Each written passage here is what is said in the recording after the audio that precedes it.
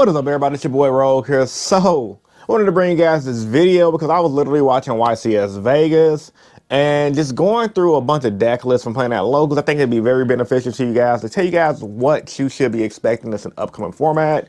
Now, we already know what the best deck is, being Cashier, but there are a bunch of multitude of decks that are going to come before Cashier that you guys are going to be seeing a lot in this format. If you guys do enjoy this video, please smash that like button and leave a comment to help push your boy in the algorithm. So starting off with number 5, Naturia Rune. Now, Naturia Rune is a deck that was very popular prior to this format, and considering Tearlaments has gotten smacked on the last ban list, I'm not surprised I'm seeing this deck top a lot on the regional circuit, and even a version of this deck top 16 the YCS Vegas. You guys don't know what the Naturia Runic deck does. It essentially does the runic plays, but they set the field spell. They can use spell cards from their hand, which is very interactive. The best part about it is, though, they set up Nat Beast first turn. And if you guys know anything about Nat Beast, it's pretty much an Omni negate. Summon it, it can negate as many spell cards as you can, effectively crapping on decks like Cashier, Branded Despias, My Deck Heroes. If they make Nat Beast, like, there's not much you can do. But also, what's interesting about this deck list is, even now in the Cashier format, Cashiers can, with a God Hand, they can lock pretty much every zone from the back row to the front row. But this deck can still have their field spell zone activated. You play the field spell for the runic stuff, and you can still activate the cards from your hand, which I think is why this deck's doing pretty good, because outside of the Nat Beast play, in the Cashier matchup, if you draw your field spell, you're good to go. So with that being said, I think it's pretty standard to say this is one of the better decks to play in this format. It was going to be between this and Sprite as my number 5 pick, but the thing about Sprites, people are still picking out the build, and while Sprites is still a solid deck choice, I think it'll be in top 10 for sure. Top 5, Naturia Rune just definitely took it out. Coming to number 4, Sorso. Now, this took me as a shocker because even last format, Sorso was still doing decent, especially on the local level. Most people locals like myself is about 4 to 5 rounds. However, on the regional circuit, and once again at the YCS Vegas, a couple of Sorsos has been making it. The reason why this is happening because the Teeny engine is really good, really consistent. The deck can spam out that stupid monster that says, anytime a card is banished, you can banish essentially. You burn for damage and banish again. Sorso consistently set up a double negate board via Baron. And I can't think of the Sorso monster, but the one that banishes Sorso to negate a monster. The deck is very consistent, and the fact of the matter is the deck never really got hit because it never needed to get hit. When the deck was extremely popular, people was using Token Collector. However, with the way the metagame is shaping up, people are not going to dedicate Token Collector to their side deck just for that deck. I did that last format, but that's because I mainly play at locals, and my locals have a lot of Sorso players. However, on a bigger circuit, you really don't need a side deck Token Collector because the deck Sorso does kind of lose to a lot of the main deck choices people are using right now, like Dark Rule No More and freaking Nibiru. However, that still don't change the utility of the deck, which is why I think it really just wins, because a lot of players are always in and out of the game, and I think Sorso is strong against people who don't really have much experience playing against it, which is why we are seeing it top on this regional circuit and the YCS. Don't expect to not see Sorso topping in the near future. The deck is really good. It's very consistent. And yeah, man, that's why it's on the list at number 4.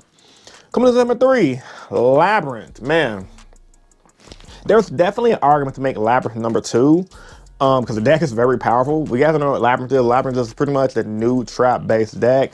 The variants I've personally played against at locals focuses on spamming out D-Barrier, but this was mid-tier limit format. However, the variants I'm seeing at the YCS Vegas level, you literally set 5, they play Skill Drain at 3. A lot of the Labyrinth monsters are B-sticks, so Skill Drain really doesn't matter. They spam the field with their trap cards, and they abuse the normal trap cards to just keep on looping and cycling the deck up. Once the deck gets steam, it's kind of hard to beat it. However, the benefit of Labyrinth is it's almost a hard counter to Cashier if they go first. Because once again, if you flip that Skill Drain, Cashier really ain't doing nothing. The downside is if it goes second, it's going to have a hard time because as I just discovered from watching YCS Vegas, Cashiers are locking out back row fully, at least 5 back row. So that's kind of the deck's weakness. It really depends on going first. But at the same time, against everything outside of Cashiers, the set 5 strategy, really good. Because unless they just draw bad, which from what I'm seeing, the deck doesn't really draw that bad. And when it draws bad, it can still come back and win because it plays similar to Eldritch where they need their traps to win, but their traps kind of bounce off each other because they recycle everything with their main trap. So yeah, man, this deck's really good, really powerful. Any deck that can run skill drain and abuse it is always going to be utilized. And I'm not surprised this deck came in the number 3. The deck's just very powerful. I'm saying it a lot. It's topping regionals. It's winning regionals. It topped this event. It's one of the most popular decks in the room. However, there is one deck that was more popular than this, which is at number 2, and that is Branded Mother Effing Despia. Now, you guys know, I have a love-hate relationship with Branded Despia. Branded Despia is really powerful. The deck is side deck Super Poly or main deck Super Poly. The deck's goal right now is either going to be Raw Lock or the Gimme Puppet Lock. Let me speak on the Raw Lock real quick and we're going to Gimme Puppet Lock. A lot of builds for Branded Despia do the Raw Lock because it flows naturally with their combos, allowing them to give you a copy of Ra's Disciple, which essentially say you can't play Yu-Gi-Oh! Unless you're main decking something like Dark Hole, Book of Eclipse, etc., right? What I've seen on YCS Vegas, shout out to Kid Charlie, who is a Dragon Duel World Champion. I literally saw him use the Gimmick Puppet version of that. And I don't know if this is intentionally, so maybe you guys can educate me in the comment section down below. With the Gimmick Puppet version of the lock, it's a little less explosive, but the Gimmick Puppet version, what makes it so good is, with the Gimmick Puppet, even if you remove the Gimmick Puppet off the field, based on what they were saying in the commentary by Billy Brake, and I think the other dude was Joe Giolando or whatever his name was, the Gimmick Puppet, when it leaves the field, it lingers. So essentially, it's the same thing as the Raw Lock, where when it hits the player who controls it, can't special summon, can't do anything other than normal summon a set. If it leaves the field, the effect still lingers for the turn, which is huge because, once again, enemy controller, Dark Hole, it doesn't really stop that. So outside of the insane locks, this deck is very flexible, very consistent. It can utilize a lot of hand traps, which is really big right now for the Cashier matchup. You need at least 1 or 2 hand traps for the Cashier matchup. This is shaping up to be a 8 to 9 hand trap format, similar to how the game was back in the KS era, where everyone was running a bunch of hand traps because you kind of needed to slow that deck and other decks at that time down via Sword Soul and etc. The only downside of Branded Despia is, once again, it is a deck that can lose to Super Poly. Nibiru does hurt. And ultimately, while it is consistent, the best deck of the format just beats it. And that is, and like I said at the beginning of this video, Cashier. I don't know. So when Cashier first came out, everybody was talking about how good it is, how the hype is. I legit did not know the Cashiers could lock out the back row. That makes my entire strategy for that deck null and void, because my original thought process going against that matchup, you could main deck Book of Eclipse. If you draw it, you draw. If you don't, you still get your back row to help you.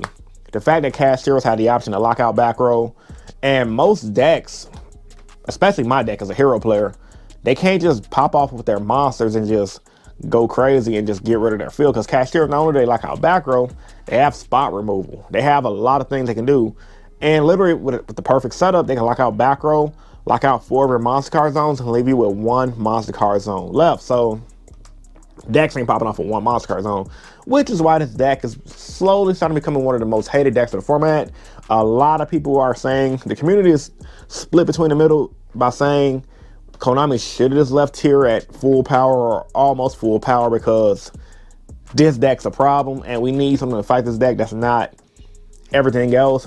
People want a more tier limit matchup for this deck, kind of like how it was in the OCG. Me personally, I think we need more hand traps like Max C, but that's neither here or there. Outside of Cashier's locking ability, they just seem very consistent. Cashier Unicorn can search himself amongst other cards in the deck.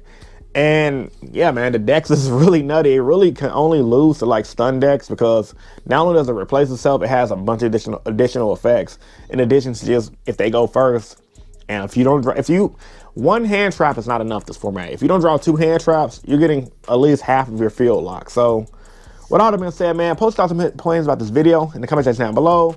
Did I get this right? Are these going to be the best decks moving forward? If there was a deck that you guys think should have been on this list, let me know. This is your boy Rogue Hero bringing guys top 5 best decks to this format.